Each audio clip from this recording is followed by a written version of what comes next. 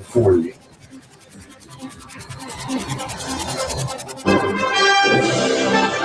Live from Chattanooga, Tennessee, it's Nuganomics with David Toulis.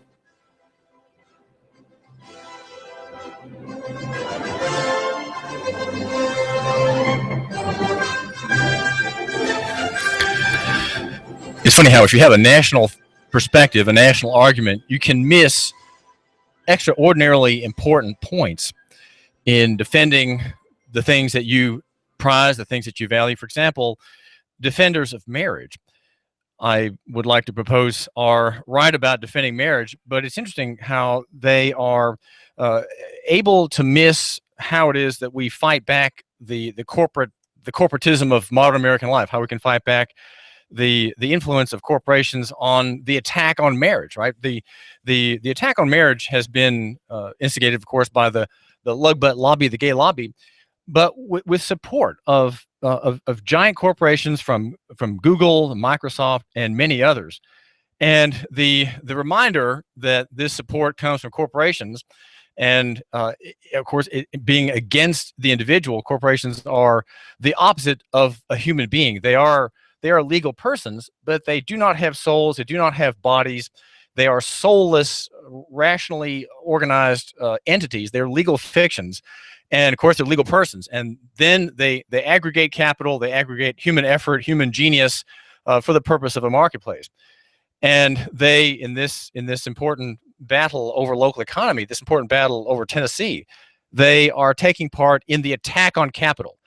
And here they are, capitalist organizations, and they're making an attack at their base being that of the family, and against marriage. There's an interesting essay at lifesitenews.com which points out the right-minded notions that we should beware these corporations. It's a story by Dustin Siggins, and he's quoting an organization called Second Vote National Outreach.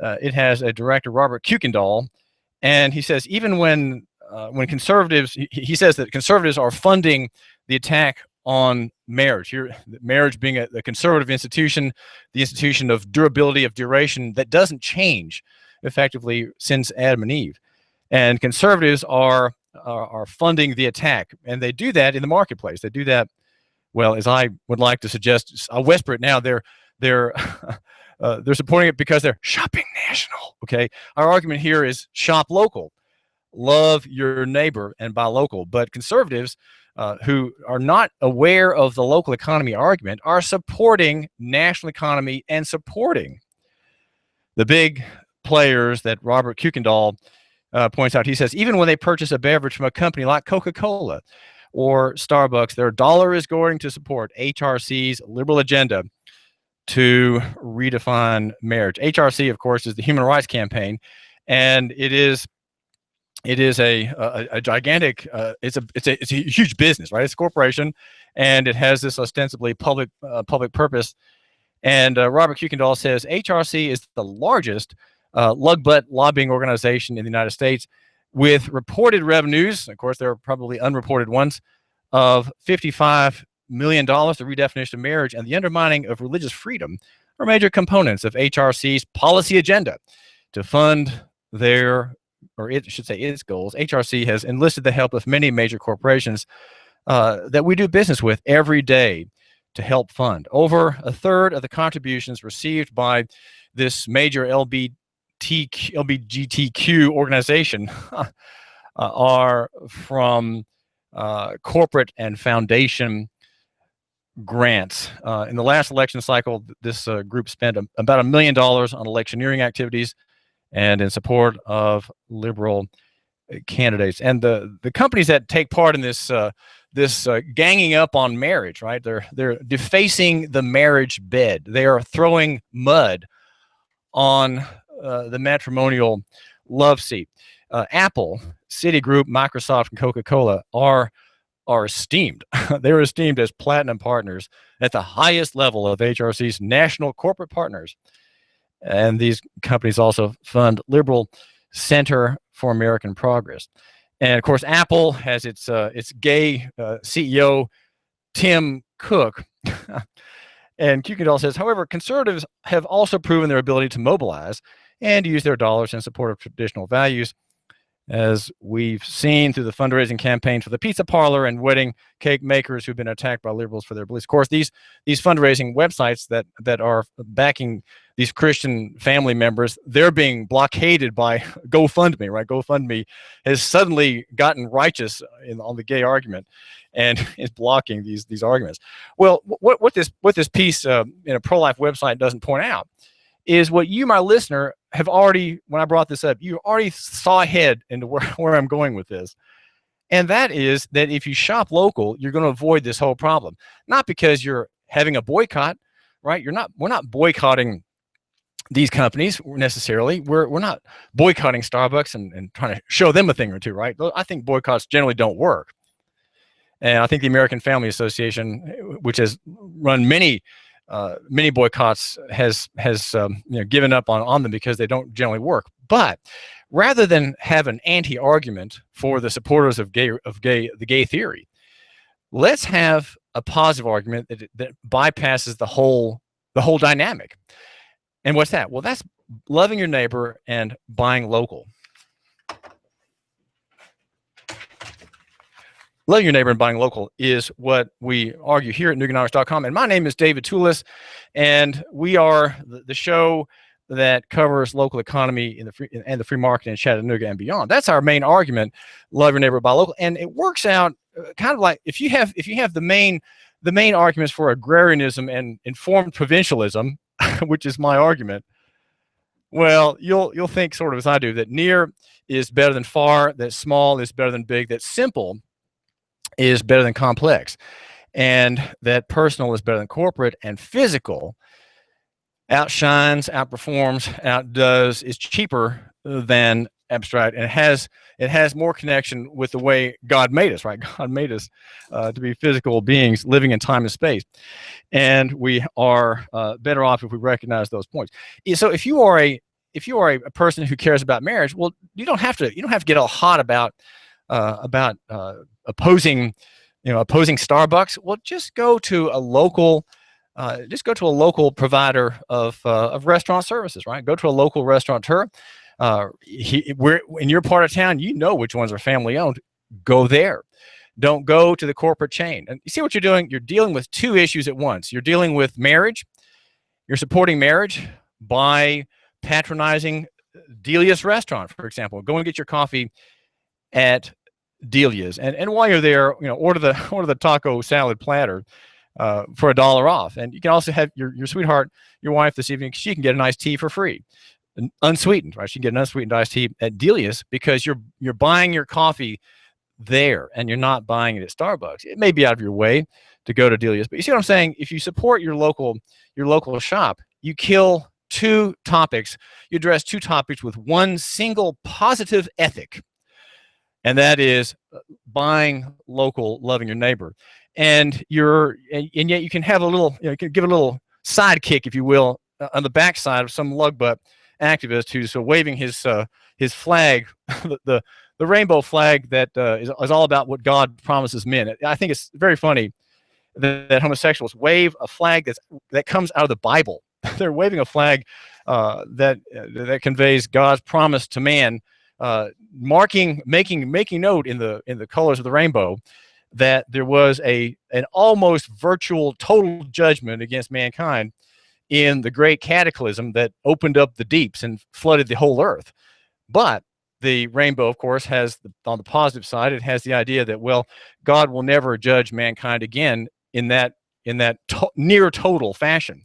So there's that gay activist with his Noahic flag, and you, my listener, you're taking a pot shot at him. You're giving him a little kick in the tail end as you walk past him as he stands there making his demonstration as you go and get your coffee, right? Your locally bought coffee. Well, that's kind of our argument here at Nuganomics.com, and our show is one that truly makes, I think, a remarkable argument, and I'm hoping we're trying to benefit you in a lot of ways. Now, what you need to do is go think of a way of getting half off on everything. If you go to hotnewstalkradio.com and you click the half off link, well, you're going to get great deals. Hot News Talk Radio doesn't just bring food for your soul with our many great shows. It saves you money. That's AM 1240 Hot News Talk Radio. And we are online, of course, at hotnewstalkradio.com.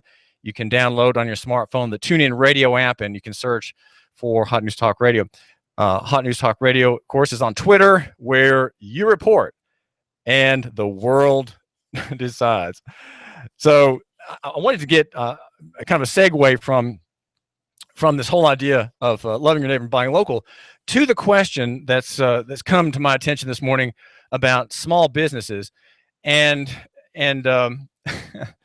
one of my favorite writers has a great essay today about the endangered species, which is the self-employed middle class, and the shocking figures that he divines with the help of a chart maker is that there are only about 3.9 million taxpayers took. It's about 1.5 million people are sole proprietors who are non-professionals. In other words, people who are not architects and lawyers and accountants and doctors. Those often are self-employed, but those who are not professional, self-employed people are about 1.5 million. That's a very tiny number. And yet here at Hot News Talk Radio and at Nuganomics.com, we are proposing that you, the listener, you, my listener, start a little business today, and start it today. But if you don't have an idea for your own business, as I do for mine, right? My business is talking with you, the listener, and being a writer. I'm the editor. Go to Bruce Krebs, who runs Entrepreneur Source, and he will get you into a franchise that's suitable to your background, your interests, your capital availability, whether you have a son or a daughter or maybe your wife to help you in your business. And he will be your consultant. You don't have to pay him anything, and he will get you into the franchise of your choice that suits you. That's your plan B, right? Your plan B in parlous times, difficult times. Entrepreneur Source, Bruce Krebs, is at 875-5621. That's 875-5621. Tell him that you are the Nuganomics.com listener. You're the man to whom David Toulis has made a suggestion, and you want to chat with him. Do think of doing that now. There are not many self-employed people on the whole. Most people are employees, and the idea that we have that we need to have more employees is evident in much of the public discussion in Chattanooga, where I think most people don't think in terms that I do, and that's why I hope I can offer you some benefit having the Minority Report. Most people think in terms of employment and being hired by a large business. At Nuga.com today, Chloe Morrison, the business writer, has a headline: Burke puts focus on preparation for automotive jobs. And he says, we have thousands of automotive jobs coming to our city. I want those jobs to go to Chattanoogans first. If we gather together representatives from all those companies and put together a plan, we can start to build a pipeline that places our residents in those middle-class jobs. Of course, your job, I want to point out, your job is not your highest calling. Your calling is your highest calling. And sometimes there is a confluence, right? An agreement, a merging together of your calling and your job. In other words, you make a living doing what God has called you to do in that higher purpose that you have. Right? Your job should be your highest purpose. If you can align the two, often you can't. And yet the mayor Andy Burke, is thinking just in sort of in material terms about the jobs. We need to get more jobs here. And he mentioned this point about this pipeline in his State of the City address last week. And there's the Chloe Morrison goes on to talk about in her report today about Volkswagen's expansion that will bring 2,000 jobs to Chattanooga. That was from last July. And there's further discussion about the idea of this jobs pipeline. Job growth in our community, whether downturn or in the outlying industrial areas, is good for everyone in our community, said Amy Donahue, who is the marketing and communications boss at River City Co., one of the kind of the cartel operators of city government, kind of the business and public combination, if you will. that's part of an evidence of commercial government. But our argument here at Nuganomics.com is that we need to have more SPs. We need to have more sole proprietors, and we would propose, and that there should be some interest given by public officials whose job often is just jawboning about things, to say, to give the idea that we think that ownership is more important than employment. But we're not taught ownership. I know that public schools don't teach that. There's a great effort, though, in some quarters of the public education system to teach entrepreneurship, but it's very difficult to teach it. You can't teach it, especially if all the context in these classes is government run, government subsidized, taxpayer controlled, legislature ordained activities, which is what public school is. Public school is it's kind of state capitalism, where the county school machine, the county school corporation, is the biggest employer in town, the biggest non-competitive industry in the city. And here it is trying to teach young men and women, sometimes from disadvantaged backgrounds, about entrepreneurship, about how to get a business off the ground. Well, I say hurrah. These things need to be taught as well as they can. Lew Rockwell, Gary North has a piece at Lew Rockwell touching on a couple of things that are kind of the increasingly bizarre nature of the American economic system in an artificial paper money, fiat money system. Fiat money, of course, is a reference to inflationary currencies that we have worldwide, and Tennessee is host of the national currency, the Federal Reserve dollar. And the first item is about municipal bonds. Municipal bonds, of course, are debts owed by municipal corporations, towns and cities, utility districts, sewer systems, and the like. And what's happened is I think these are very strange developments, that banks will be supply capital, supply loans to cities, will be able to use municipal bonds as part of their reserve. This new arrangement will provide a floor for cities' debt. Meanwhile, municipal labor unions' retirement deals, he says, are bankrupting more cities. And he says, no one at the Fed defines solvency as being debt-free.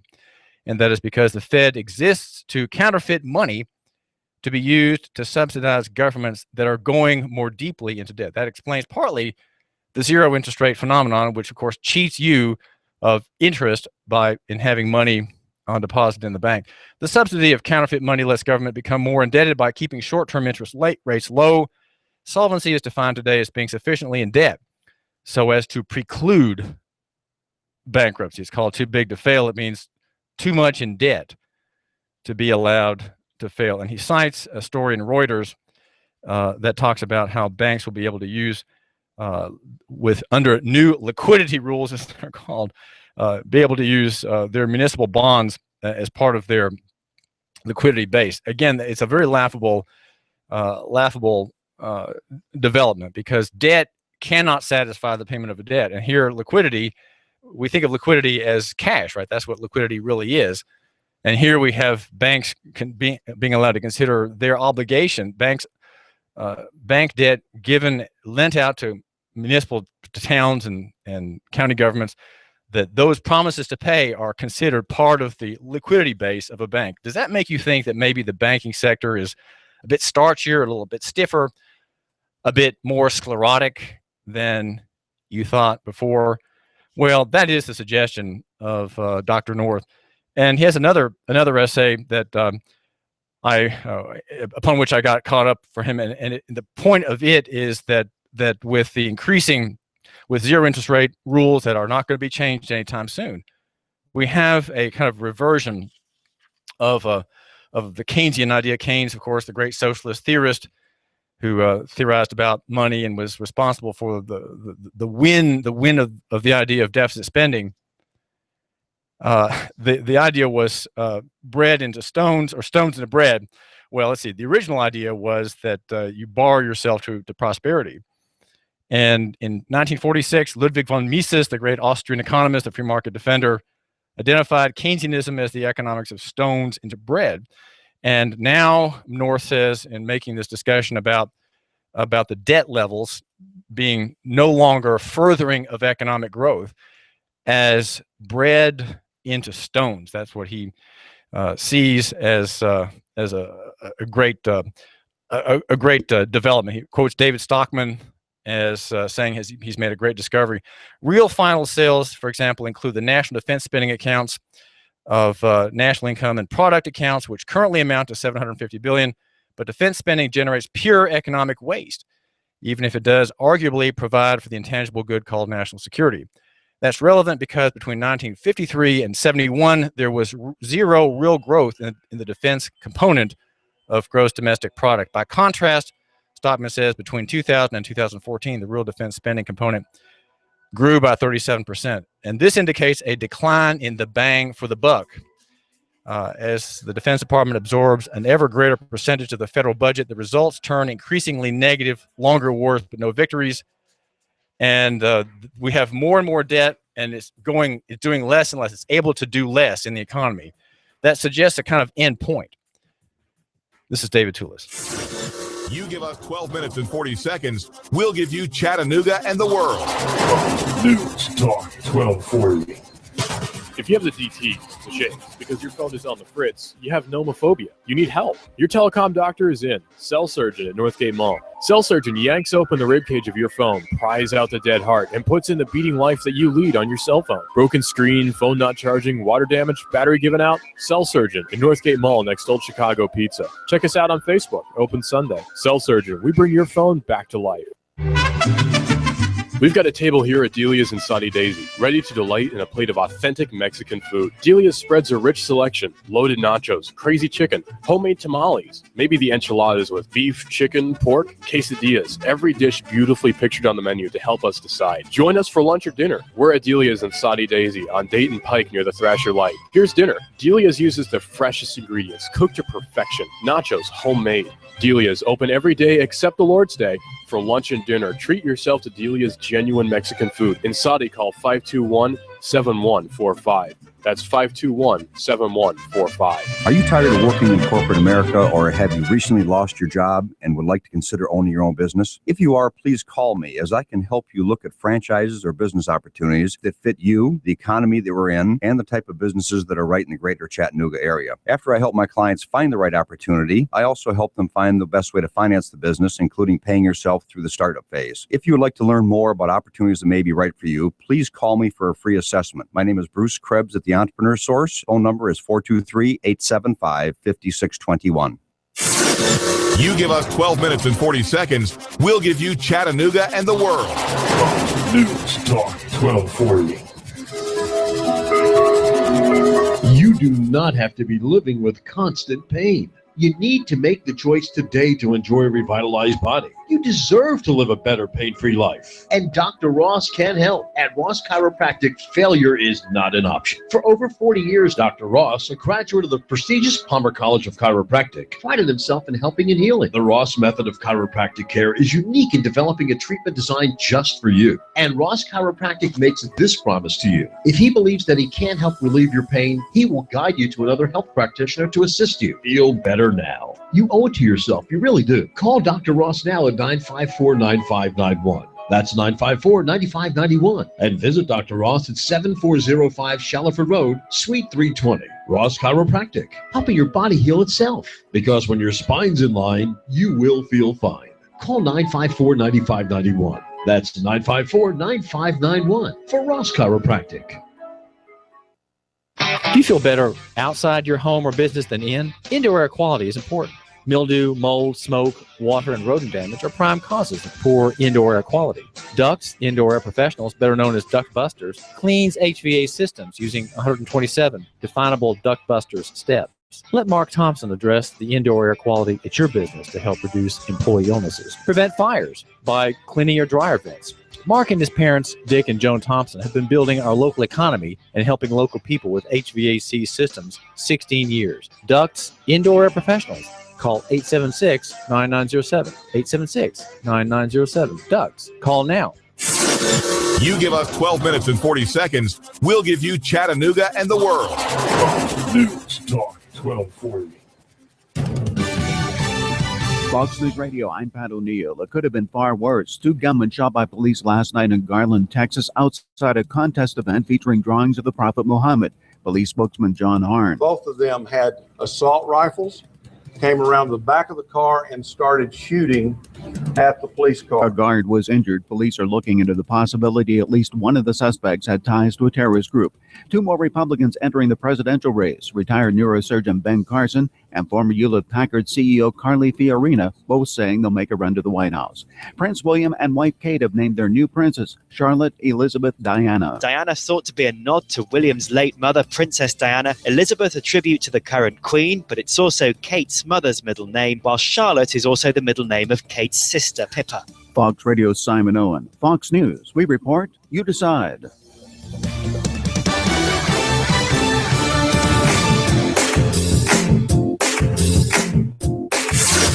You give us 12 minutes and 40 seconds, we'll give you Chattanooga and the world. Fox News Talk 1240. Live from Chattanooga, Tennessee, it's Nooganomics with David Toulis. Go to our website, hotnewstalkradio.com, and click the half-off link for great deals. It's half off. Everything that we're going to put up there will be to support and boost and enhance and aid, etc.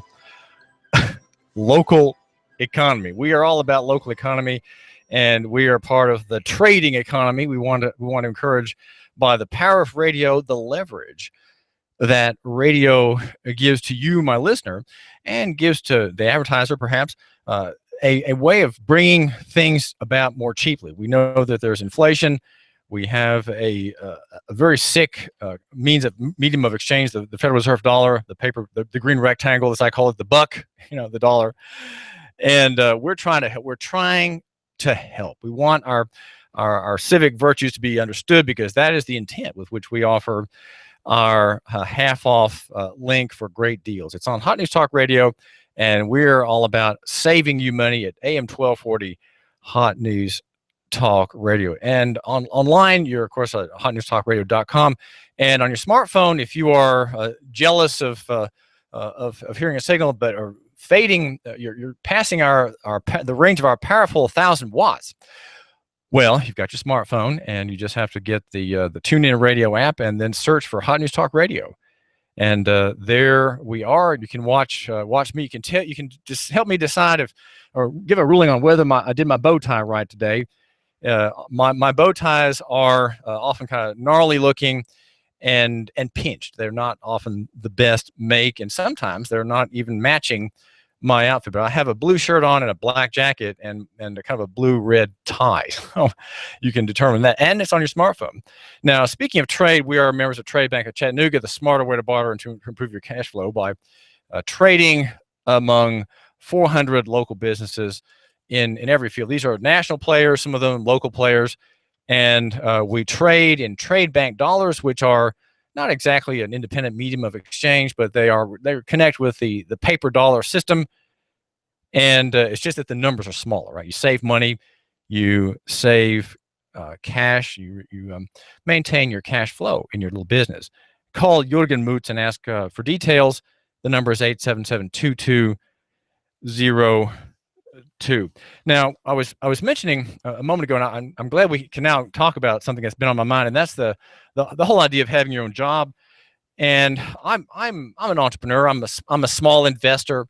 I'm a capitalist. I'm an editor. And of course, editors are always poor. So you say, how can you be an editor and an investor at the same time? Because editors are always the most impoverished people that you can know, and the least important. Well, it just so happens that I'm a small investor. I've been very thrifty. I come from a thrifty family, and now in God's providence, I have ownership of the radio station, which is my platform. Right, my platform is Nooganomics.com. The website for the man who matters. Right, the man who matters goes to that website, and he will find interesting, even fascinating things that are useful knowledge in a time of monetary, moral, and social chaos. And one of my favorite writers is Charles Hugh Smith, and he's just an excellent, very authoritative writer, a columnist. He writes something every day just about. at his website of 2miles.com. And he's talking about self-employment in the middle class and pointing out that there are very, very few people indeed who are not in the professional classes, but who are entrepreneurs, and if they file tax returns, they're categorized as self-employed, sole proprietorships. Now, a sole proprietorship is when you have the onus, the burden of providing your service to your customers without the protection of a corporation, without having, you might say, the legal shield that a corporation gives you. A corporation lets you hide behind the body of that entity, and in the end, not take responsibility for something that, some catastrophe. You can say, well, it was the corporation that did it, and it was me as a corporate actor, and it's not me, the person. I'm not personally responsible for anything that happened in my business. It was me through my business corporation. And so, what about people who are sole proprietors and in business? Well, he points out that many people don't want to work for corporations, especially big ones, because that comes with a great cost, and that's kind of a soul deadening connection that and you're of course helping some big shot either in your town or maybe in a town far, far away, or maybe in Europe, become a wealthier person. And many self-employed people, he wonders, are in the middle class. Well, how many, since all the government statistics have aligned at $50,000, and $50,000 might support a minimal middle-class lifestyle in areas with a low cost of living. He proposes using that as his figure. So what I'm mentioning to you from Charles Hugh Smith is in that context, $50,000 is kind of the cutoff. He says, as you might expect, government agencies count jobs and self-employment in different ways, but he's going to focus on the unincorporated business.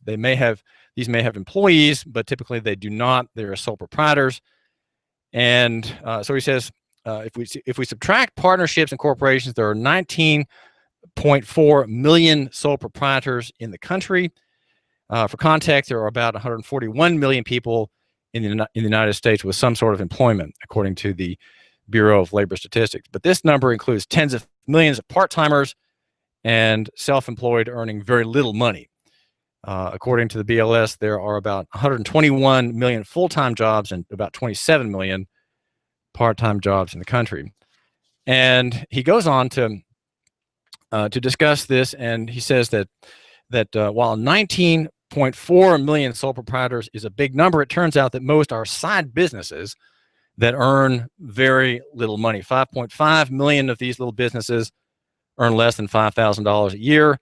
3.8 million net between $5,000 and $10,000, and 5.7 million earn between $10,000 and $25,000, and another 3 million net between $25,000 and $50,000 paper dollars a year. Only 4.48 million self-employed earn $50,000 or more. So you see, if that's your cutoff, you have above that a very small number of self-employed people who can make a living, right? Who can survive on the fruit of their personal labors. He says that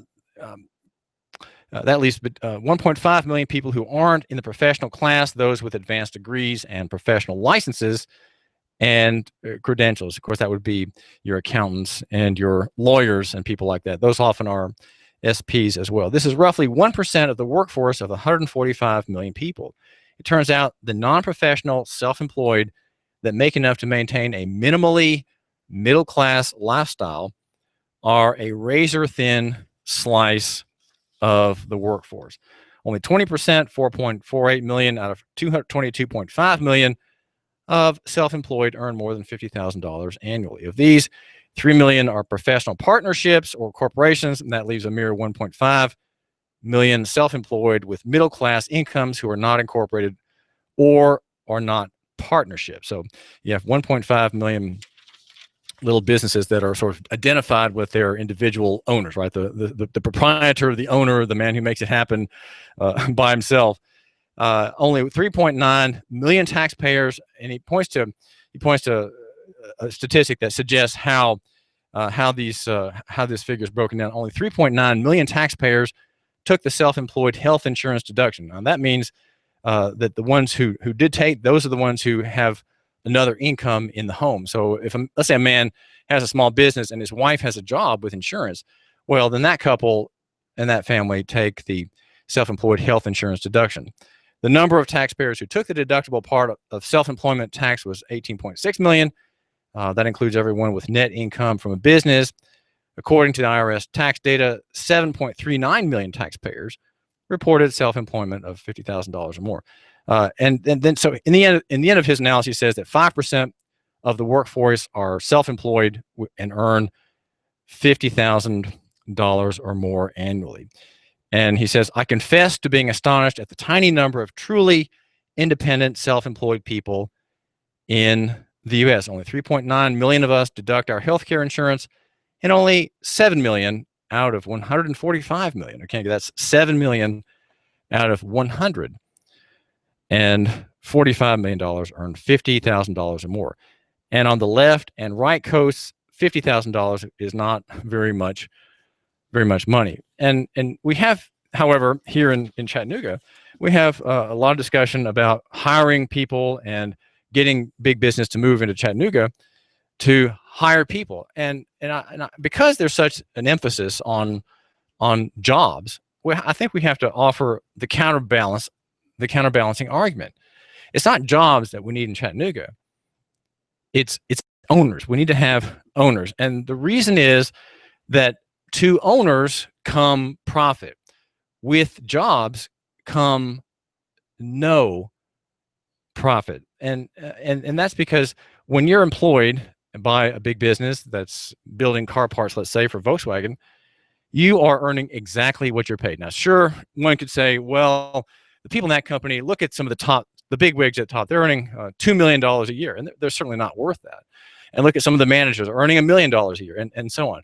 One can always argue that wages are inflated, but in the end, wages are not profit. Okay, wages are a payment for what a man or a woman is worth, and not a penny more.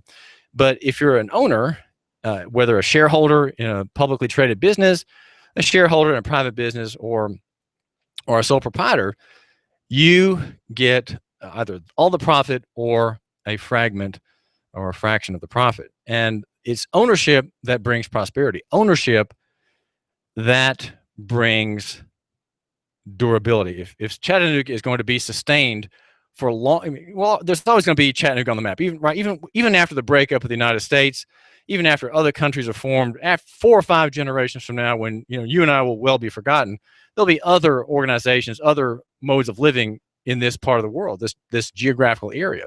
So even after the United States is gone, and kind of a bad memory for a lot of people. When they read the history books of the United States, they'll remember the good things about the beginning, and then the decline. From the war to prevent Southern independence, and the warrior state, the welfare state, and all that. And even after we're gone, what was I going to say? I forgot where I was going to go with that. But we want to have owners, and not. Oh yeah, the idea of sustainability, because Chattanooga is a place on the map. It has an infrastructure. It will be here for it could be here for another couple thousand years until the Lord comes back.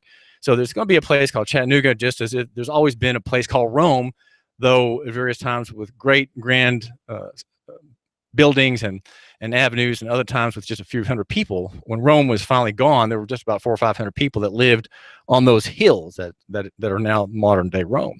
Well, Chattanooga is always going to be here, but what makes Chattanooga sustainable 1,000 years out? How do we understand that Chattanooga will be sustainable profitably 1,000 years from now? Well, of course, things vary, and governments come and go, and some are better than others, and most of them are bad. I would say most governments are bad, especially if they're modern states.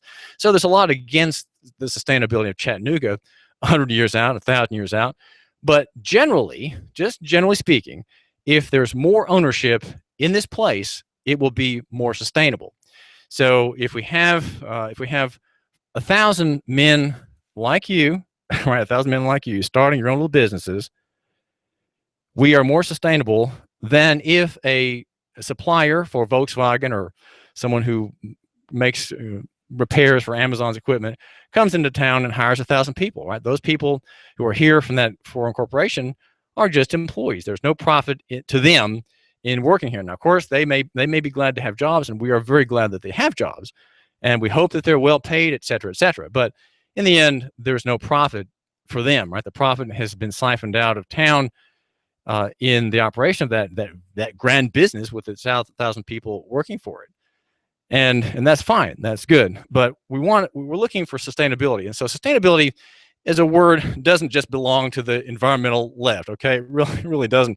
It belongs to capitalism and the free market. Without a profit, nothing is sustainable, okay? So profit makes sustainability. And profit, it doesn't have to be flashy. And I know people on the left, they condemn business. They condemn corporations for making a profit. Well, many corporations have profit that's 3 or 4% per year. It's very thin. And so we don't want to be too jealous of business, whether big or small, because often profits are very, very marginal. And yet those companies continue to give dividends. They continue to develop new products and to expand and so on. And so, you have to have profit to be sustainable. And I think we really can't forget that. And so to make you more profitable, let me just say that we have an effort here at Hot News Talk Radio. It's a half off now to save. We want you to save half now. And you do that by going to hotnewstalkradio.com, clicking on the half off window for great deals. We're just starting this, and we're going to have all kinds of deals there, and everything that we put there is going to be half off to you. Okay, we're going to make arrangements with people using the power of leverage, the power of radio leverage, to give you savings of half off. And that's at hotnewstalkradio.com. And my name is David Toulis. I do want you to think about stopping in there and seeing. You can hear our shows there and enjoy Russell. You can enjoy tomorrow. Make sure that you tune in to Real Estate University with Eric Judd and John Santera, our real estate investor guys. They are real experts in the real estate market, and they think that there's a redeeming thing to being a person who buys and sells houses, because you are involved in improving property and bringing new housing stock on the market, reducing prices for all, right? Every new house, or used house or beaten up house that comes on the market that's been repaired is profitable for someone, and is part of the lubrication of local economy. And that's our great show, Real Estate University, every Tuesday at 11 o'clock. Now, my show is just, by the way, you know that I'm the number 3 show. I just can't do any better than I'm doing now. Number 1 is Russell the Kid with Digital Drive every weekday here at noon. And after me is probably the number 2 show, that's Sean Hannity, the great neoconservative, right? He's a pro-police conservative, and if you like police departments, you will love Sean Hannity, and you will profit from his discussion. And early in the morning, we've got Don Imus, and late at night, we have Coast to Coast AM with George Noory. We're the CBS Radio news station, the Fox News affiliate. And my name is David Toulis. I do thank you for giving me a couple of minutes of your time. Well, we're talking about the sole proprietorship, and we're going to look. One thing that I've got on my agenda today is the marketplace solution to broken systems. Now, David Redd in Chattanooga runs a walk-in surgery clinic, and I've had a couple of really long and very interesting discussions with Dr. Redd. And his surgery clinic is called Quick Surge. That's QUIKSURG. QUIKSURG.com. QuickSurge.com is the website, and he is defying conventions, and of course we do that too. And he's defying conventions by stepping out of the insurance paradigm, the insurance morass, the swamp that is insurance, that raises everybody's costs, that stacks administration on every practice. The shoulders of doctors are drooping with the burden of paperwork brought about by government and insurance. And so David Redd is taking part in a very exciting, you might say a counter-revolution, where the marketplace has had enough, where people like him, very well-intentioned professionals, Dr. David Redd of Quick Surge, and people like you who are in need of a quick surgery with no amount of paperwork. You can walk in, fill out a form in a few minutes, and have surgery done right there. Not serious surgery. This is kind of light surgery where with local anesthesia, right? That's how that's done. And that's part of a revolution that we are, I say a counter-revolution, because the revolution has really been against the marketplace, against you, and against numerous individual interests and private and family, even church interests. This revolution has been going on for some time. You can see examples of it in the federal high court, where it is hoped that judges will cement the revolution against the family once and for all, bringing about a totally atomized society. And furthering, if that happens, I think there's going to be generous impetus to a breakup of the republic in the next 20 or 30 years. There's going to be much more movement in that direction, as there's a kind of a godless and illicit interest that a pro-gay opinion will have against you and against marriage. Like I say, it's a revolution afoot. I don't think, though, that given some legal reading I've been doing late in the past week, I don't think that the judges are going to do that. I don't think they're going to buy the 14th Amendment argument, the one that says because of equal opportunity, equal rights, we have to overturn marriage. I don't think they're going to buy that, and I don't think that the decision will be in favor of marriage. But all around in the medical world, in the moral world, there's a warfare, a kind of revolution against the family. There's an important doctor, Jonathan Wright, who's giving an interview in the Money Changer, the latest edition, which I got, I think maybe Friday or Saturday.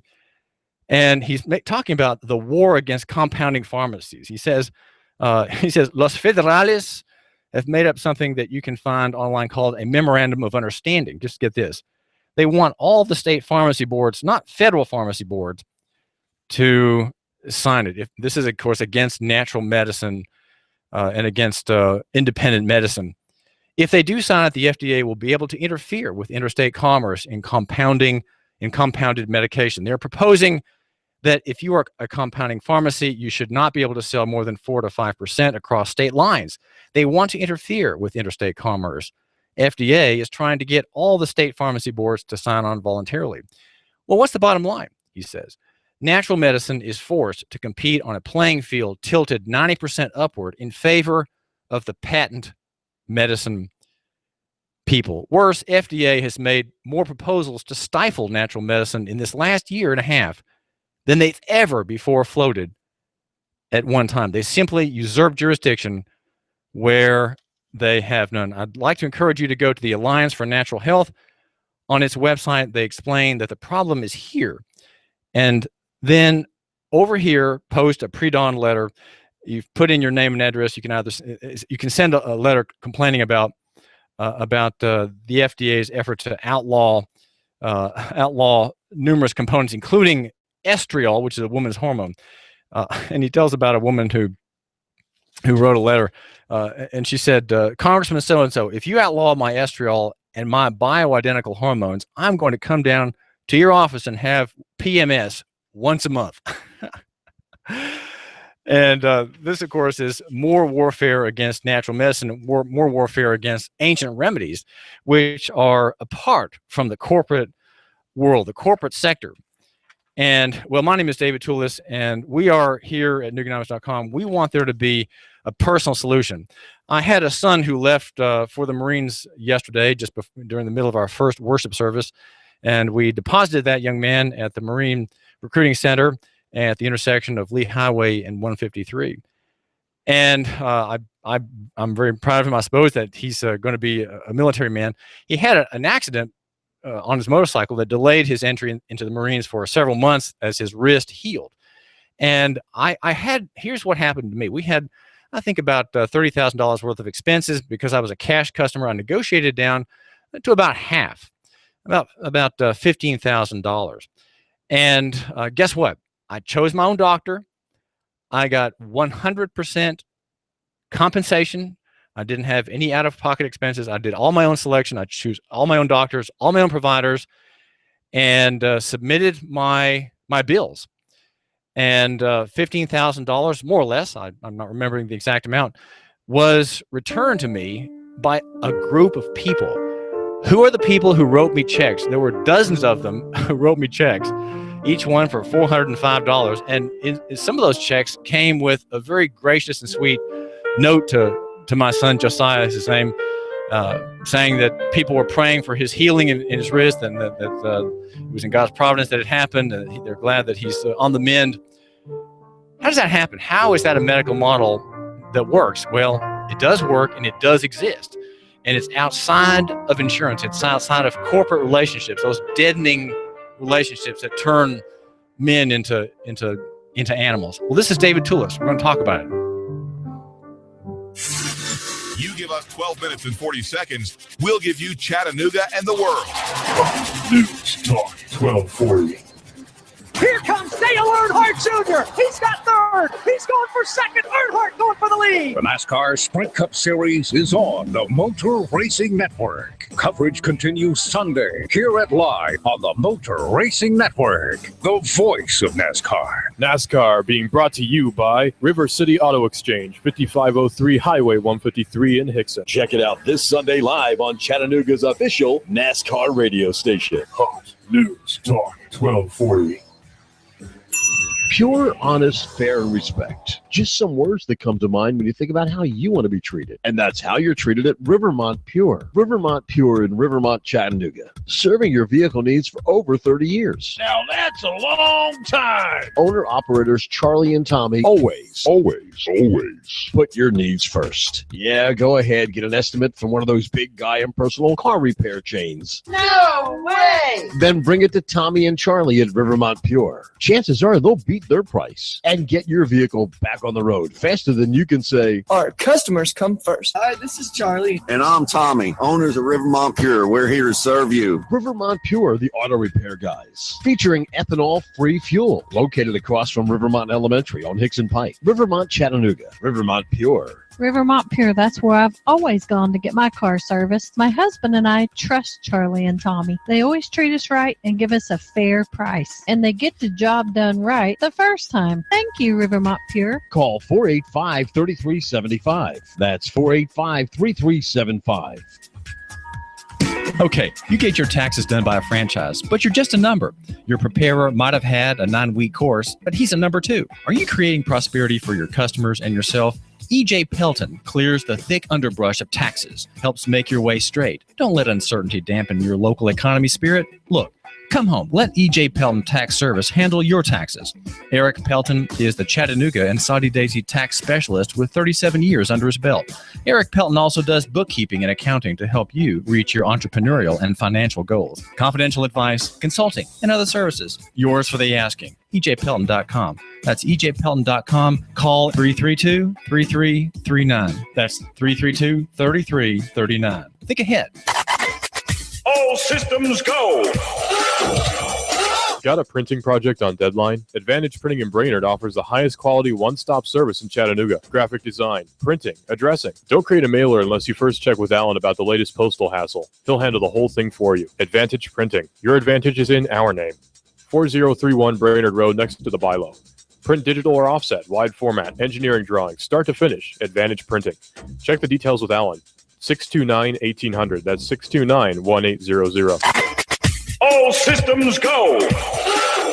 Are you tired of working in corporate America, or have you recently lost your job and would like to consider owning your own business? If you are, please call me, as I can help you look at franchises or business opportunities that fit you, the economy that we're in, and the type of businesses that are right in the greater Chattanooga area. After I help my clients find the right opportunity, I also help them find the best way to finance the business, including paying yourself through the startup phase. If you would like to learn more about opportunities that may be right for you, please call me for a free assessment. My name is Bruce Krebs at the Entrepreneur Source. Phone number is 423-875-5621.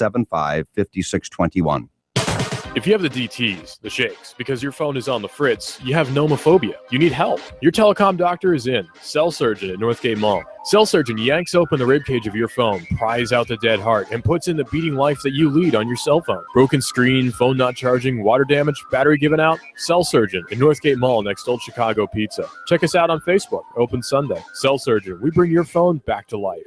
They say you can always tell a Texan, you just can't tell them much. But you can try. Cowboy Up with Tex is on Monday through Friday, 6 to 7 Eastern, and he comments on the day's events. So, agree or disagree, call in and tell a Texan. If the South would have won, we'd have had it made. I'd probably run for president of the Southern states. You give us 12 minutes and 40 seconds, we'll give you Chattanooga and the world. WSDT Sunny Daisy, Chattanooga.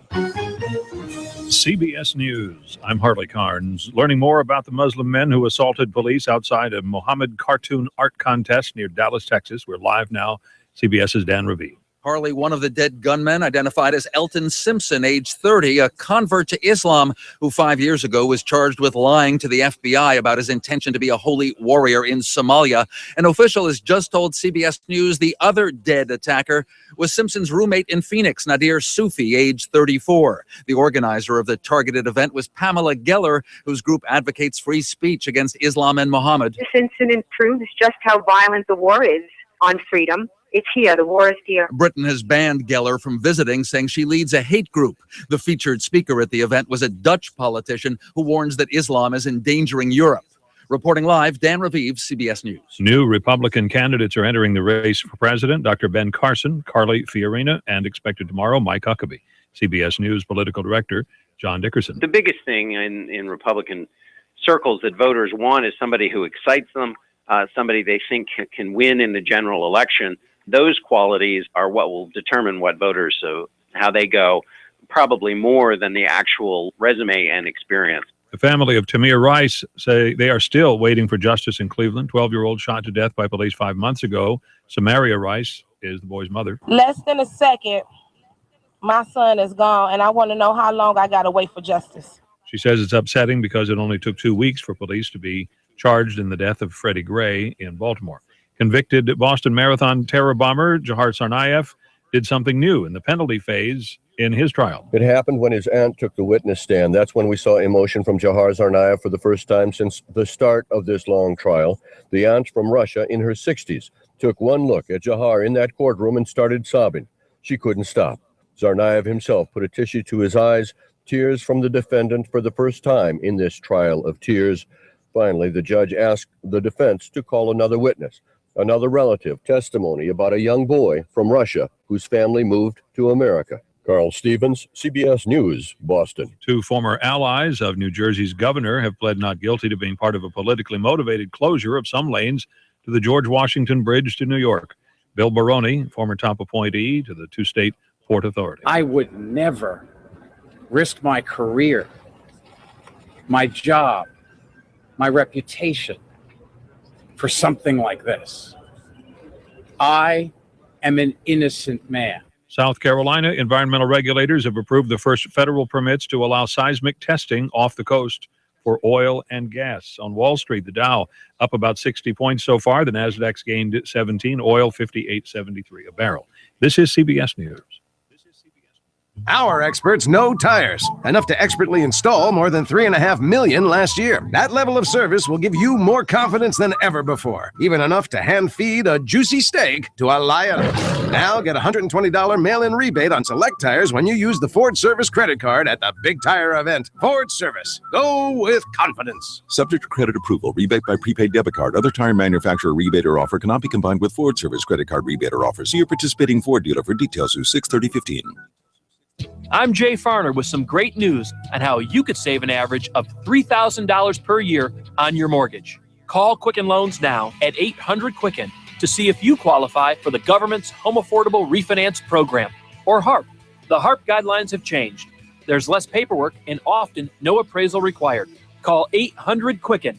That's 800-QUICKEN, or visit QuickenLoans.com. Important terms and conditions apply. Calls for cost information. Equal housing lender. Licensed in all 50 states. NMLS number 3030.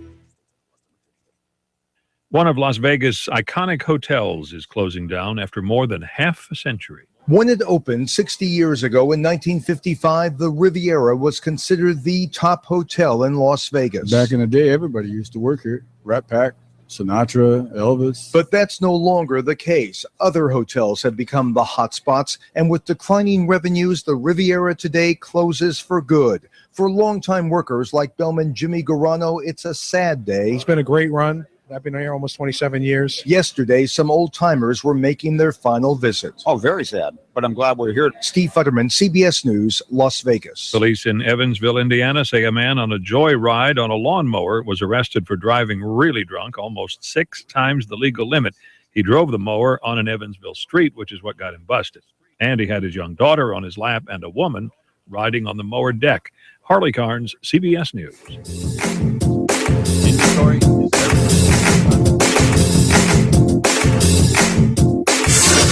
You give us 12 minutes and 40 seconds, we'll give you Chattanooga and the world. News Talk 1240. live from Chattanooga, Tennessee. It's Nooganomics with David Toulis.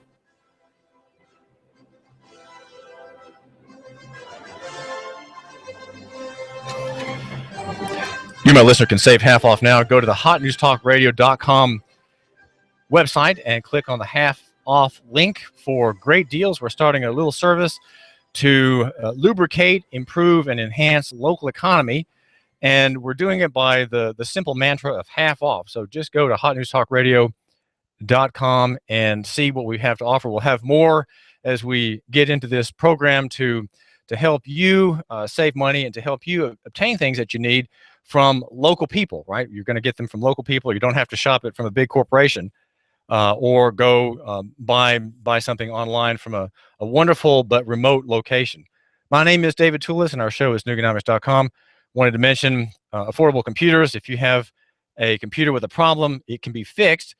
And the place to go for that repair, a quick repair, is Affordable Computers. There's a store on Highway 58 between the Arby's and Taco Bell. Also in Fort O on Battlefield Parkway near Holcomb's. Affordable Computers lets you upgrade a computer, repair it, or even replace it. All new computers there are custom built, and anything past $600, any larger system is going to be cheaper there, and you're only paying for what you need, and you don't buy a lot of bloatware and other things that come with store-bought computers. Just go to Affordable. Remember the number, 499-1975. That's 499-1975. The name is David Toulis, hosting here at Nooganomics.com, the number 3 show.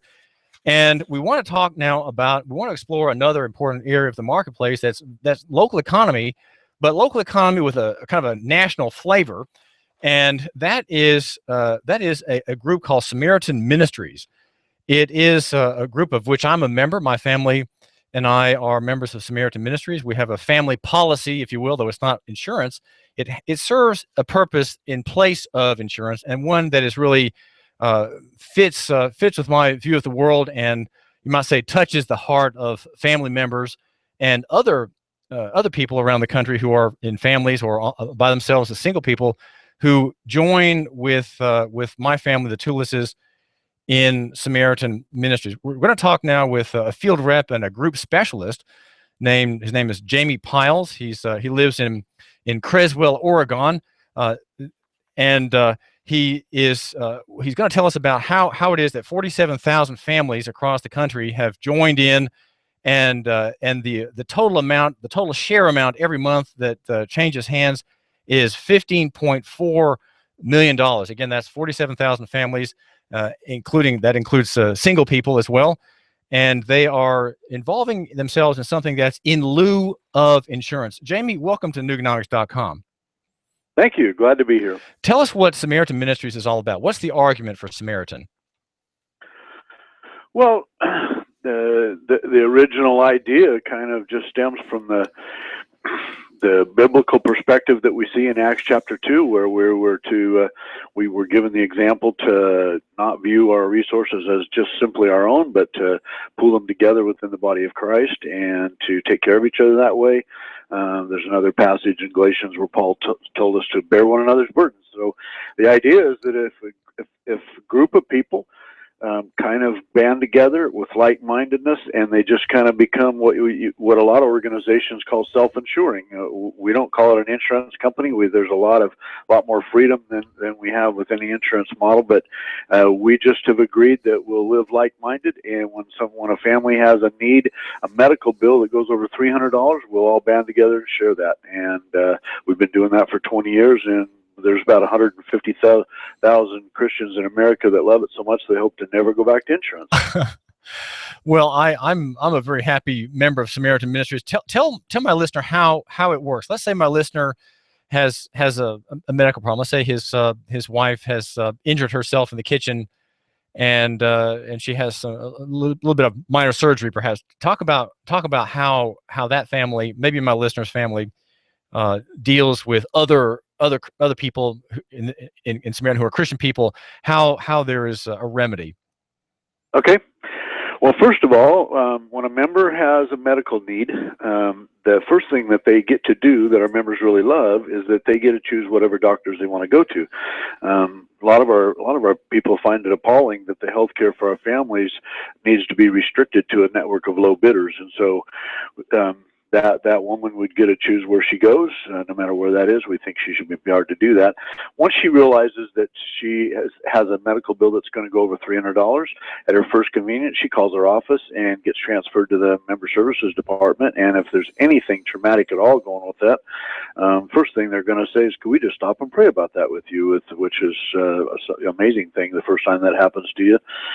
And then we walk her through how this is going to be taken care of. Basically, when you go to a doctor as a member of Samaritan Ministries, you tell them that you're a self-pay patient, but you have this huge organization behind you that's going to help get these bills paid promptly, no matter how much they are.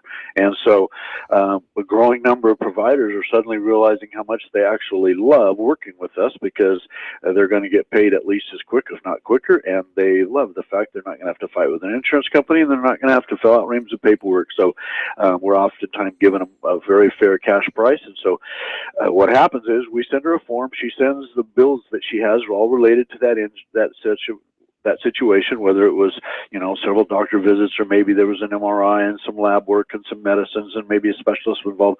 All those is all part of that incident. And she sends those in to us. And then what we do is that goes into our software, and that gets randomly printed out the next month into the exact right number of memberships instruction letter, so that just the right number of members are instructed that month to send their share amount, which is a fixed amount that they can plan on a budget for every month. It's $180 for a single, $360 for a two-person family, and $405 for a family of 3 or more, no matter how big. And so those families are all going to send her a card of encouragement from one home to the other, the knowledge that they're being prayed for, and checks that add up to the exact amount of her bill, of her need, and she puts that in her own account, and then she takes it and pays her bills. Well, this is a marked contrast, Jamie Piles of Samaritan Ministries, with the insurance model, where there are very high deductibles and their premiums. Talk a bit about how insurance works, and what let my listener identify with what you're saying, because he has deductibles and very high expenses with insurance. Well, I don't know that I could call myself an expert on insurance, but the insurance companies are certainly not evil, and they're not what we view as our enemy. But they're a for-profit corporation, and their primary purpose is for making money, and there's certainly nothing wrong with that. They devise policies that involve deductibles and limitations on what they cover, and limitations on the network of where other members can go, and they have premiums. And when a customer sends a premium into that company, then that becomes their money, and they have every right to try to do all they can to keep as much of that money as they can. The insurance company is doing that for their shareholders and whatnot. And so they have a variety of experiences that their members go through, that their customers go through, some of which find it fairly comfortable and not too bad. Some of them find it very, very frustrating to try to figure out how it all works and who's paying for what. And one of the things that most of us have become a little bit aware of in our culture today is that the healthcare industry, something very unique about it is that the whole concept that we're used to, when you have services and products and you have a price and you pay for it, those prices are almost always easily attainable, and they're posted and that kind of thing. But in the healthcare industry, that's completely changed, and it's very difficult for a typical customer of a hospital or doctor to find out how much something's going to cost. It's all part of hidden negotiations and contracts with big corporations, and we just kind of trust it works someday. And so there's a sense in which, when you become a member of Samaritan, that we realize we're actually taking a little bit of that control back that we've kind of given up. We find out what things are worth. We find out who gives us fair prices, who treats us well, and we pay them promptly. And it's almost like going back a little bit in time, in a sense.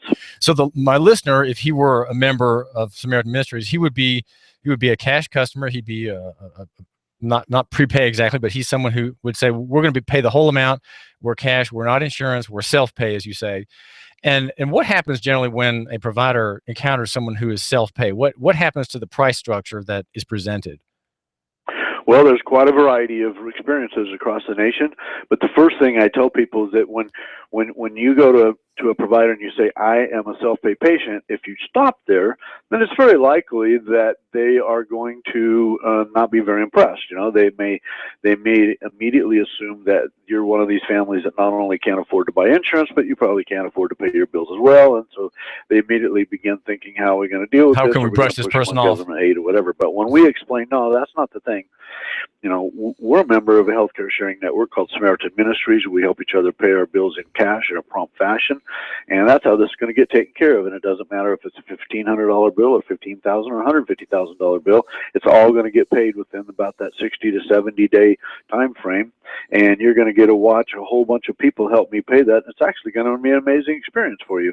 And so, a growing number of providers have two approaches to us. One is they have a built-in protocol, built-in policies. They say, oh, okay, well, you know, if you'll pay us within X number of days, we'll give you a 45% discount. And we see it ranging from nothing up to as much as 60% discount for people who don't make them fight insurance companies and don't make them fill out huge reams of paperwork and don't make them hire a new administrator just to learn how to fight with us. And then there's some places that don't offer much. We actually employ a Christian organization that negotiates for us on our behalf if need be, and they're very good at it. They're calm and quiet and gentle, but yet they're very experienced and knowledgeable about what things are really worth, what the fair prices are. And so we get the best price we can, and whatever it is, that's what we share.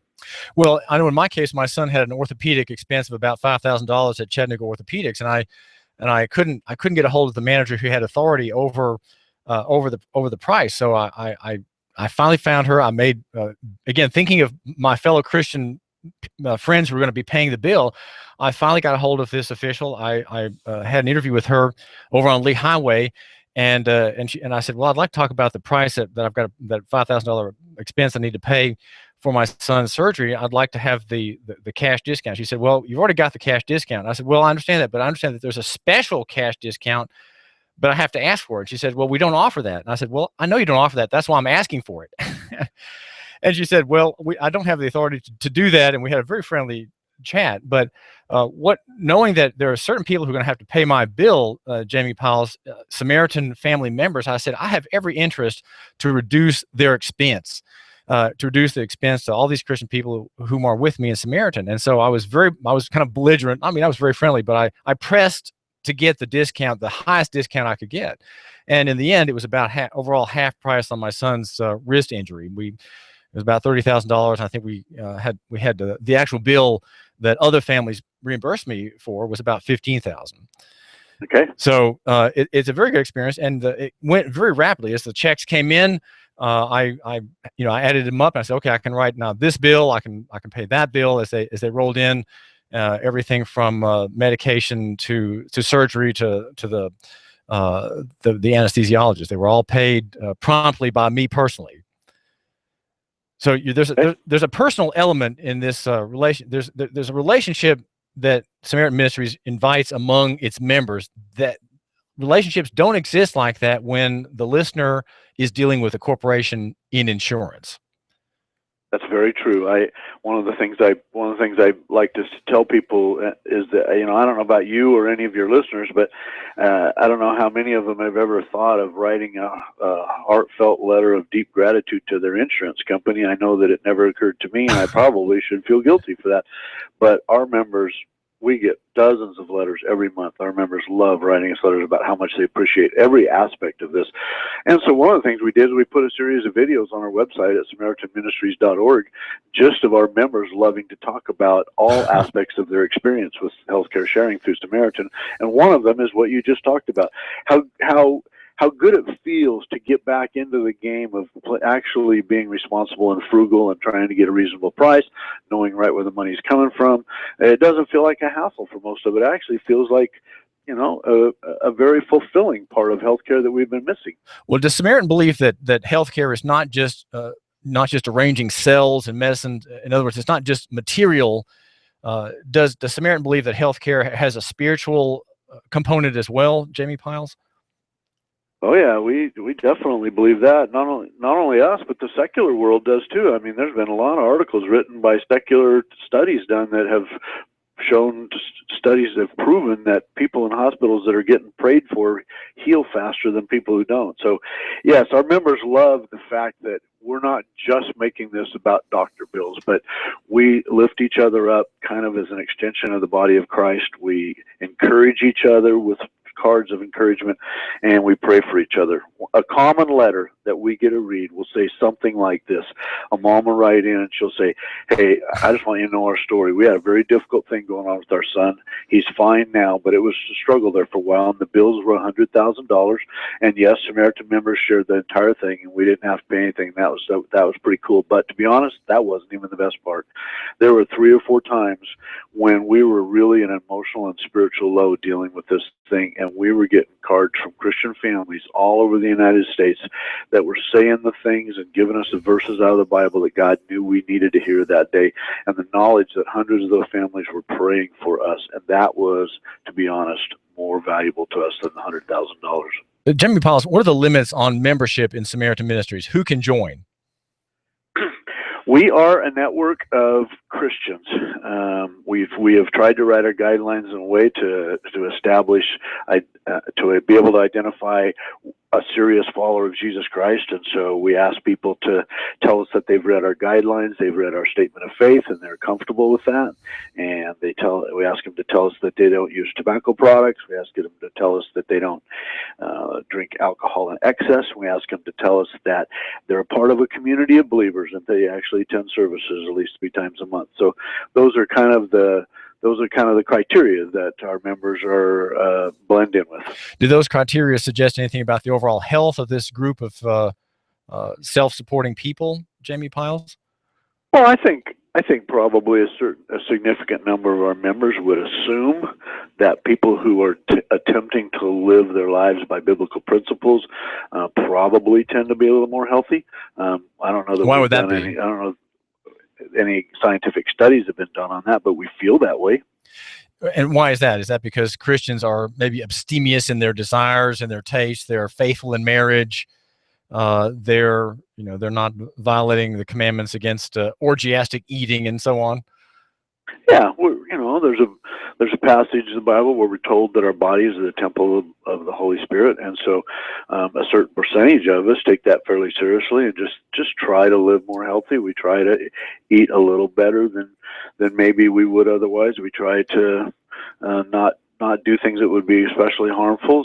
Tobacco is a good example. I don't look down on people that use tobacco. We don't definitely think it makes someone not a Christian, but I think most of us would agree that it does increase the probability of health problems. And there's a lot of other things as well. A lot of lifestyle changes and a lot of eating changes and a lot of exercise opportunities that would do that. And I'm certainly not saying that all Samaritan members are specimens of incredible health. That's not the case. I myself could use to lose a few pounds, but it's something that I actually care a lot about and I'm working on, and maybe that's an example. What if my listener were a Christian and wanted to join this organization? And let's pretend for a moment that he was a federal taxpayer, and filed a tax return form prior to every April 15. How does Samaritan Ministries fit into that dealing with federal government?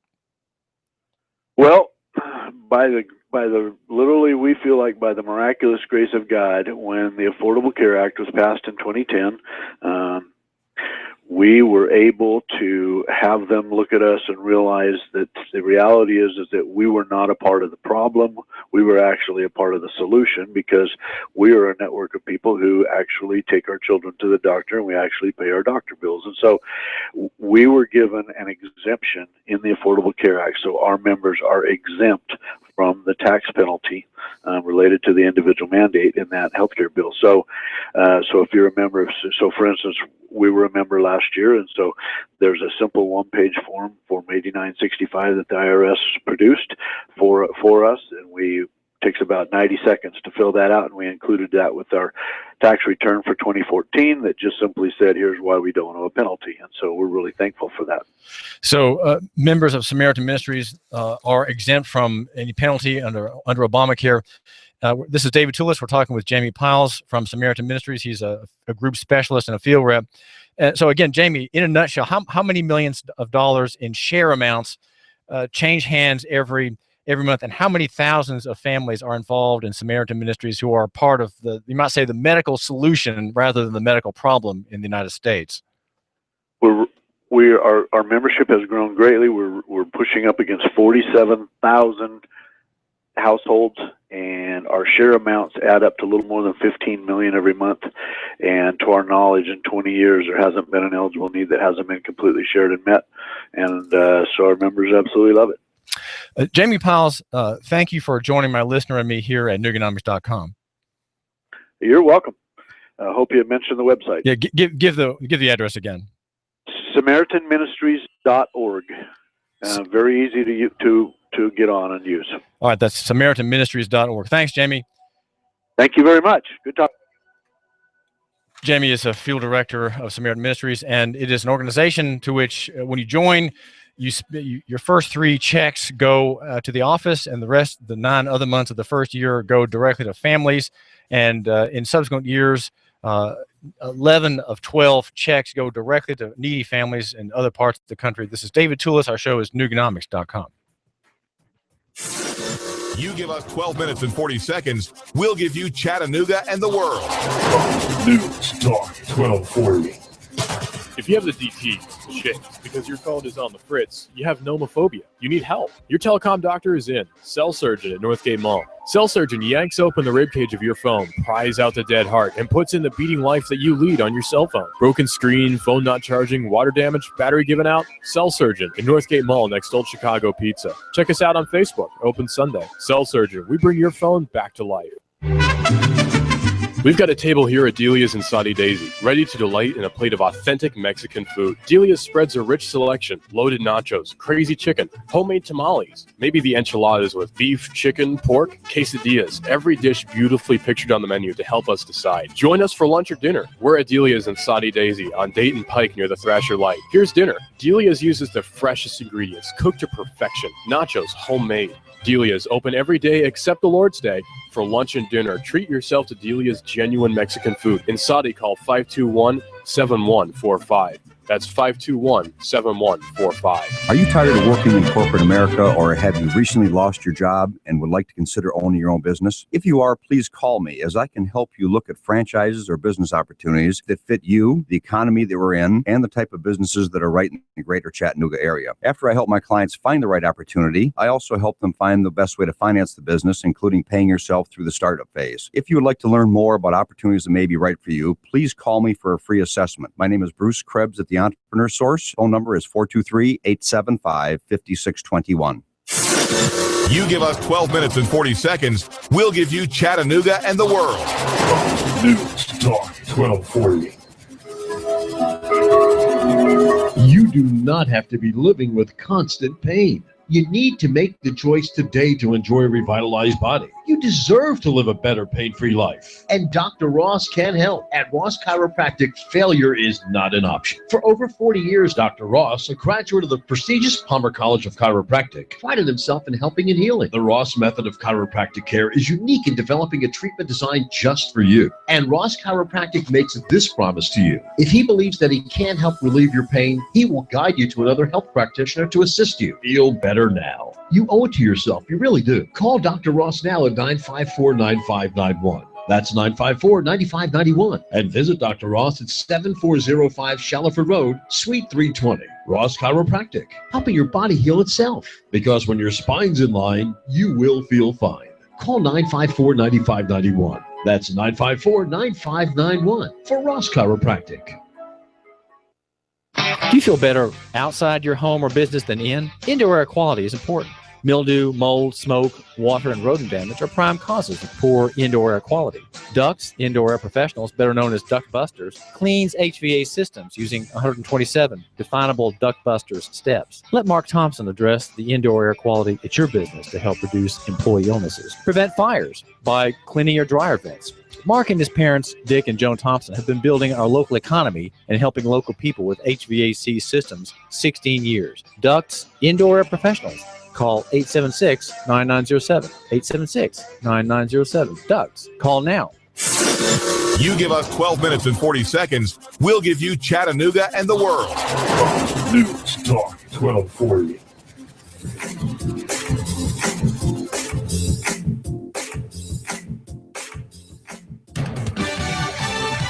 Fox News Radio, I'm Pat O'Neill. Police say he probably saved lives. A Garland, Texas officer who killed two gunmen who wounded a guard outside a contest involving cartoons of the Prophet Muhammad. Police spokesman Joe Harn. We had a SWAT react team in the back that very quickly responded within seconds. Fox News confirms one of the suspects has been identified as Elton Simpson, believed to be the roommate of the second suspect. A search of their Phoenix apartment is underway. Fox Radio's Tanya J. Powers. More details emerging in Menasha, Wisconsin about a man who killed an 11-year-old girl and her father on a pedestrian trail. The shooter was upset about recent relationship issues with his girlfriend.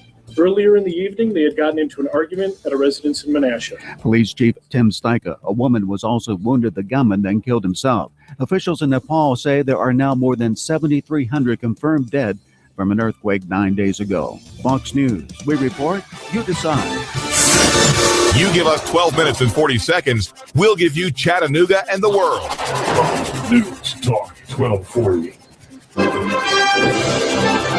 Live from Chattanooga, Tennessee, it's Nooganomics with David Toulis.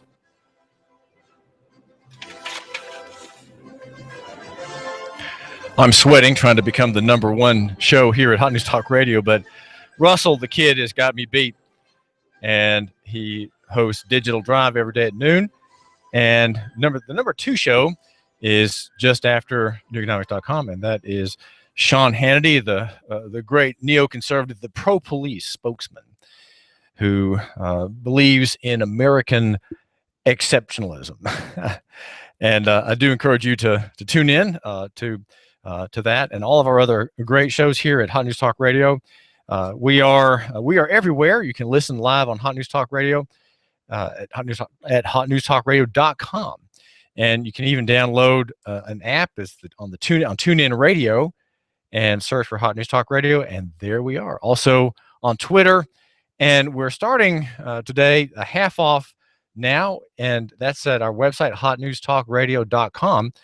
Just click the half off link, and you'll get great deals. You can save half off, and that is our salute to local economy. We want there to be more of it, and maybe a little bit less buying out of town, sending money to help people in wonderful far off places to prosper. And instead, let us prosper here by exercising the great privileges of local economy, where we want to keep the profit in Chattanooga to make our city sustainable, to make Hamilton County sustainable in a way that it's not now. And I think all these little efforts that seem kind of trivial, they will add up. And in the big things, it matters in the big things, probably more importantly. If you have your mortgage with a national pro-gay bank, for example, well, think about having your mortgage from a local group. You know, why have your bank through Citigroup when you can have it from a local lender, and probably just as good terms, and it's in the transactions involving multiple thousands where it can start to matter. So let's have a loco-centric perspective. Let's think in terms of local economy, think in terms of trading, not just buying, because everybody buys, and the whole the media-centric world in which we live now, the national economy, credit-centric world in which we live, is all about you as the consumer. It's all about you. It's all about your convenience and your price, and the dollar is the idol of the dollar. If you have a more, you might say, a more Christian perspective, or one that perhaps harkens to a tradition of the agrarian way, trading is much more accounting for both sides of a transaction. Remember, when you buy from someone, you are supporting that party. If you buy from Walmart, you're supporting Walmart. If you buy a national brand of something as opposed to a local brand, well, you're supporting the grand people who presented that thing to you from Seattle. Okay, they're here and they've got this thing for you to buy from, and the money's going to go to them in Seattle. That's fine. That is fine. But can we do better than just fine? Can we do something maybe great? I want to mention Eric Pelton, the numbers guy. He is an accountant and runs a tax service, and he's cooling off from the tax season and the little after hubbub after tax season. Eric Pelton, EJ Pelton Company, and is the man. His number is 622-3156. That's 622-3156. Call today and have an interview with Eric. He would love to meet you, the Nuganomics.com listener, especially if you're thinking of going into business, especially if you're a high-income person. He has all kinds of advice that will save you money in your dealings with the good people. The website is ejpelton.com. That's ejpelton.com. And my name is David Toulis, and we are thinking about what to look at. I wanted to get at this cultural sense that somehow the gay theory is going to win. That somehow we are to expect in June, which is just a month away, a ruling out of Washington in which the arguments that were uttered 6 days ago in Washington, that they will be held, that they'll be considered, and a gay ruling is going to come down. I'm suspicious of this presumption that there's an inevitability of a gay mudslide, that the gay mudslide will continue and worsen. I know there's going to be a lot of messiness that will come with a pro-marriage opinion, because there are states that have pro-marriage amendments to their constitutions which were overridden.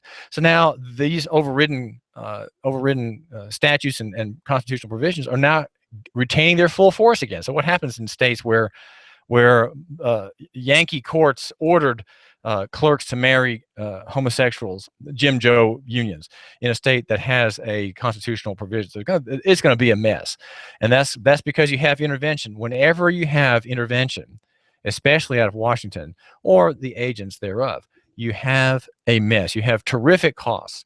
Think in states where the gays have won in court at the district level, and there's a ban, as they say, a ban on bans of gay marriage. Well, it's going to be very, very messy. On the other hand, the fact that there's going to be a mess post-mortem doesn't mean that the court will refuse to do the right thing, which is to take a defense of our federal government, our federal structure in the United States. There's an attorney named John Eastman writing at thepublicdiscourse.com. It's a very important website if you are interested in this question, especially interested in the constitutional prerogatives of states to define marriage. And he says that this is a false narrative, and it describes, it mischaracterizes American public opinion. It's not in favor of the lug butts at all. And he looks, first of all, at how votes have gone across the country. And the issue's been on the ballot in 39 statewide elections. In 35 states, the cumulative total is 51.483 million votes. Let's just say 51.5 million votes in favor of marriage versus 33 million votes in favor of same-sex marriage. That's a voting margin of 60.9% to 39%. That's a landslide in American politics. And yet we're told that the American public is accepting of gay theory.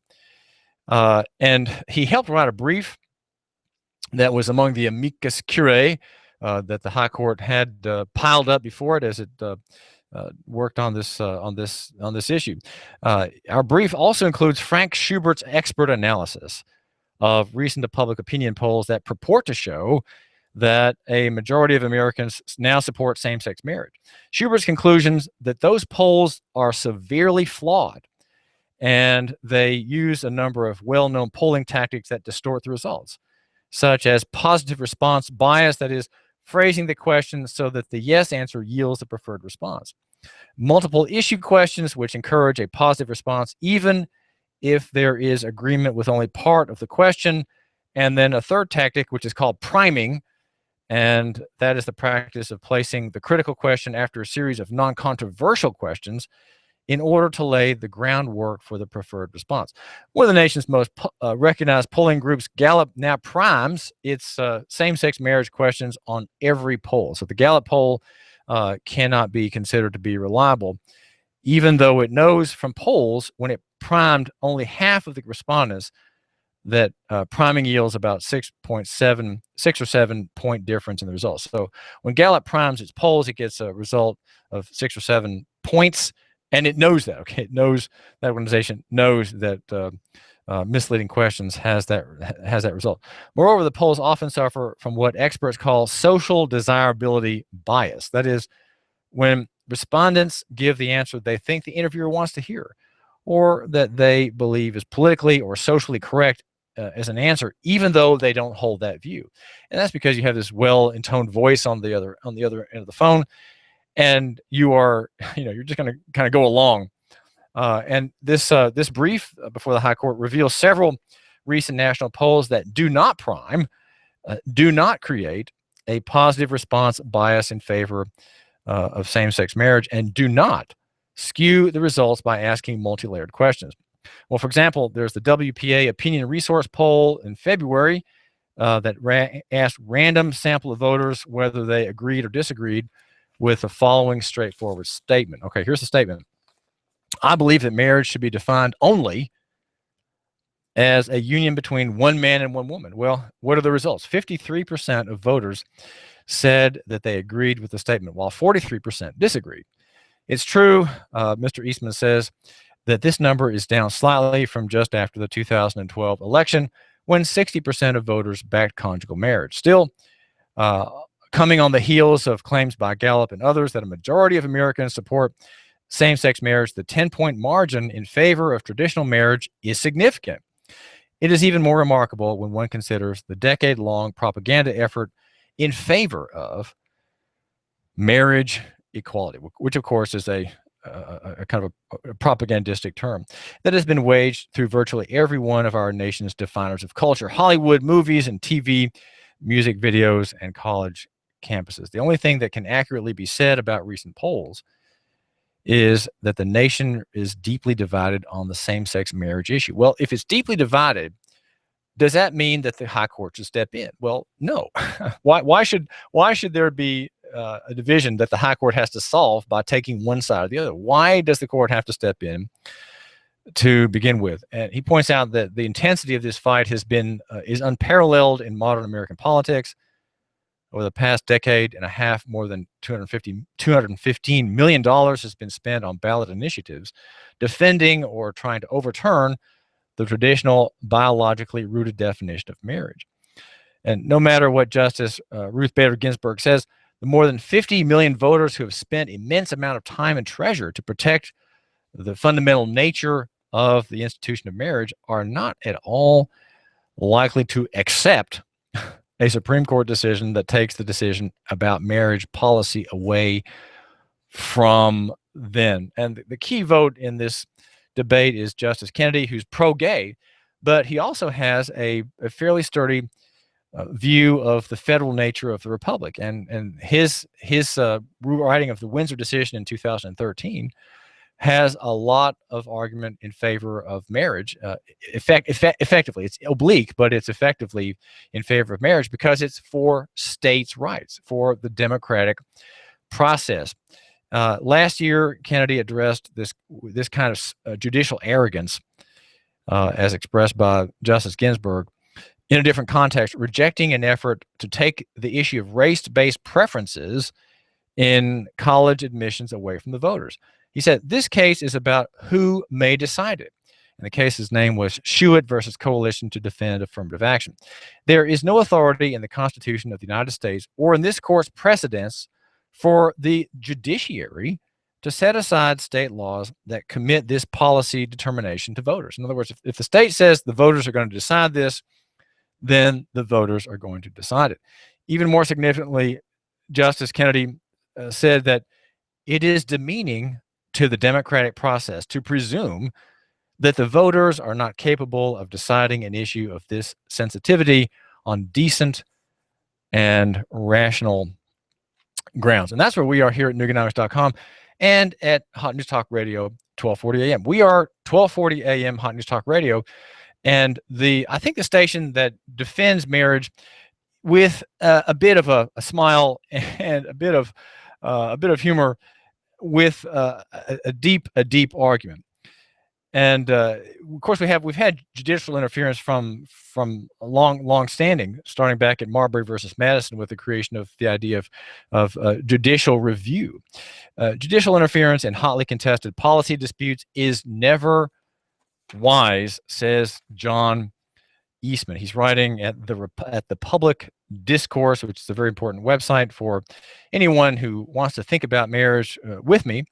One such attempt over 40 years ago has so polarized our nation's politics that respected commentators and legal scholars from across the ideological spectrum have noted its destructive consequences for our democracy. The author of Roe v. Wade did more inadvertent damage to our democracy than any other 20th century American, wrote David Brooks, the liberal, in the New York Times in 2005. When he and his Supreme Court colleagues issued the Roe v. Wade decision, they set off a cycle of political viciousness and counter-viciousness that has poisoned public life ever since. Instead of being known as the great uniters, as no doubt they hoped their legacy would be, these justices have gone down in history as the great dividers, overshadowing what otherwise might have been exemplary careers on the court.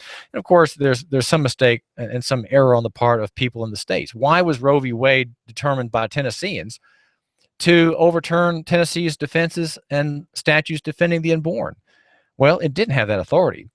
And yet here in Tennessee, we somehow said, well, we have an unenforceable provision of our law because there's a constitutional right to marry. Well, my argument is that the high court in Washington doesn't have the authority to enforce anything upon the states. It does have the authority to make opinions, and it has the authority to provide rulings in individual cases. But to say that there's a constitutional right to destroy the lives of Tennessee children, it doesn't have that. I would say no court has that authority, especially when human life is involved. And I've made the case for you might say a local economy defense of the unborn, but specifically a local economy defense of marriage. It's in a little booklet called Good Faith and the County Clerk, and you can get a copy of it free. It's at Nuganomics.com, the website for the man who matters. And in that, I argue what is in shorthand called the doctrine of the lesser magistrate, which says that a lesser magistrate can defy an edict or rule of a greater if God's law requires it, if his legal authority requires it. And indeed, Tennessee is a pro-marriage state. And if in June the high court rules against marriage, well, is Tennessee going to suddenly say, well, guess that's that. The high court's rule, we don't have a marriage amendment anymore. We can't recognize men and women as being married exclusively. That's that. It's all been settled for us. Well, no, that is not how it works. We are a constitutional republic. We are a free state, and our Constitution does matter. And I explain how that works in the nitty-gritty. And what I've done is I've provided for county clerks across our state a brief synopsis of the argument for the local magistrate defying the pretended rule of the greater. And it is called Good Faith and the County Clerk, because I'm saying that in good faith, Bill Knowles or Charlotte Cagle in Sequatchie County or Dwight Minter in Marion County, they can simply ignore what the high court says if it creates a pretended or recognizes a pretended constitutional right of two poofters to unite in matrimony and demand Bill Knowles, our county clerk here, a Christian man, to marry them. We do live in a democratic republic, and the people's votes do matter. Eastman says that a decision constitutionalizing this issue would also sweep away the value of the democratic process in states that have decided to confer marriage on same-sex couples. Now, how's that? Well, in the past decades, proponents of same-sex marriages have achieved remarkable success by convincing their fellow citizens that they have the better argument about the meaning of marriage, despite numbering less than 4% of the population.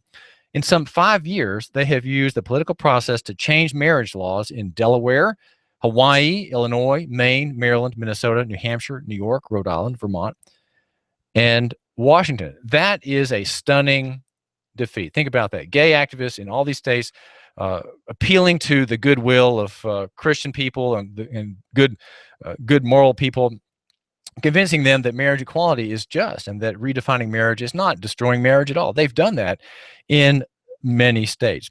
One should not lightly conclude that these victories arose merely from savvy politics. To the contrary, removing the man-woman definition from marriage may signify a cultural shift towards a new vision of marriage in those states.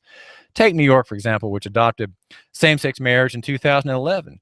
The Windsor case viewed this as no mere alteration of a statute, but as an epochal event, right? It made history. It was created a new epoch in New York. What New Yorkers did, the court explained, demands both the community's considered perspective on the historical roots of the institution of marriage and its evolving understanding of the meaning of equality.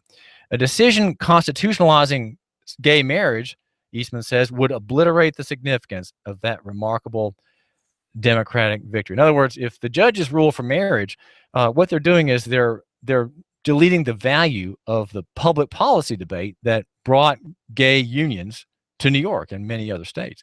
Right? Those states decided to go gay on their own.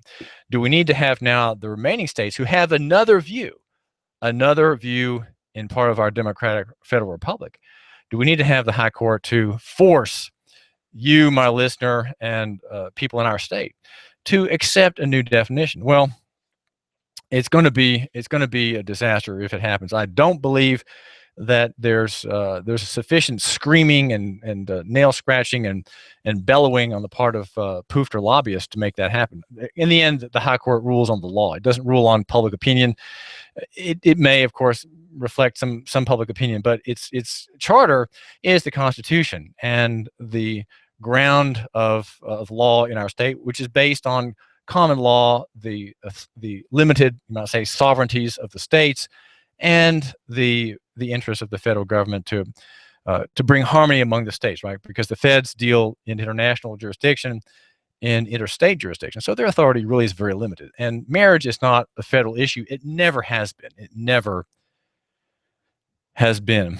And Eastman goes on to say it would also make nonsense of Windsor itself. Windsor, after all, praised New Yorkers for engaging in a statewide, quote, statewide deliberative process that enabled them to discuss and weigh arguments for and against same-sex marriage.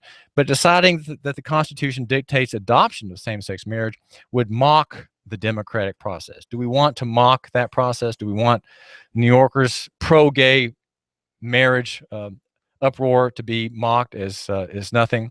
On that view, New Yorkers were not adopting a new perspective on marriage, but were simply correcting a defect in their marriage laws.